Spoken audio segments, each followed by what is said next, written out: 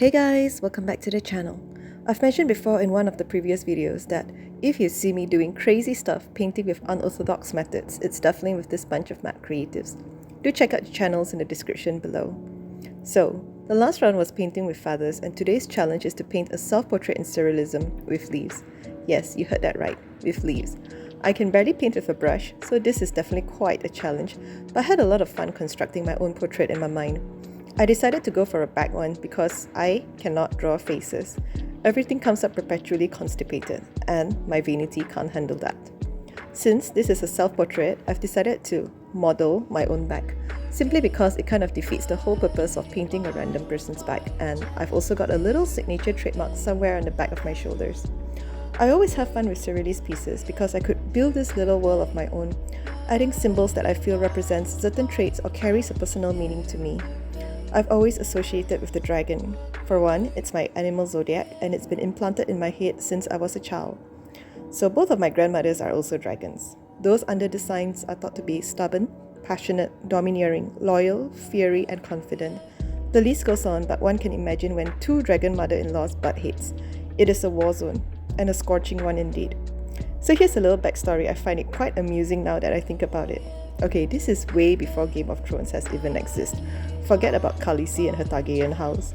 Because even though both my grandmothers are of different cultures, Chinese and Korean, but they do follow the same animal zodiacs. And my great-great-grandmother is also a dragon. So when I was born in the year of the dragon, both my grandmothers were very pleased to continue the dragon lady bloodline.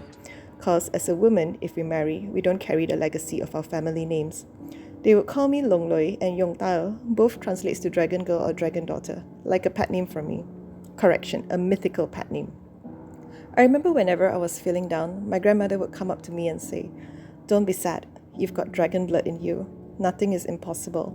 And with that, I was renewed with confidence, ready to take on the world. However, at this rate, it seems like our little family dragon bloodline ends with me. Sorry, grandmas, I hope a dragon guinea pig will pass for now. He's a little small, but he is feisty for sure. Here's a favorite quote of mine that I would say sums up my experiences quite accurately. My life is part humor, part roses, and part thorns. I resonate a lot with the rose, passionate and a little thorny, a romantic and a cynic, an idealist yet a realist, perhaps a little complex. After all, one must brave the thorns to capture a rose. The chessboard has always been a recurring theme in my artworks. I think the principles of chess can be applied to psychology and life, but I have come to learn that not everything has to be a battle of wits and calculated moves. However, due to the duality of my nature, I tend to swing to extreme ends at times. There is no grey and moderation. It is either all black or all white. There are quite a few other subtle symbolisms in this painting, which I'll leave it unspoken for an air of mystery. This was definitely a challenge with leaves, but in a good way. I'm actually quite tempted to repaint this on a larger canvas as a personal gift to myself. Do check out all the other participating artists in the description below.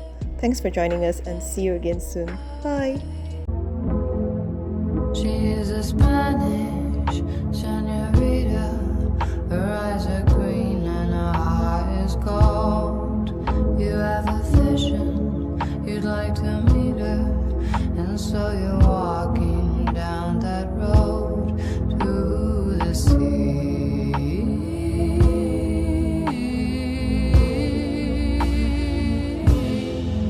You hear a lot of things about her. Her reputation's widely known. The people talk, but that don't matter, because to you she feels like home.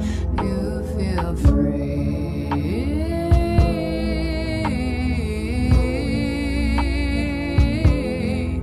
Because she'll never bring you down. Your heart, then she'll bring you water. She wears a flower crown. She is the people's daughter. She's holy,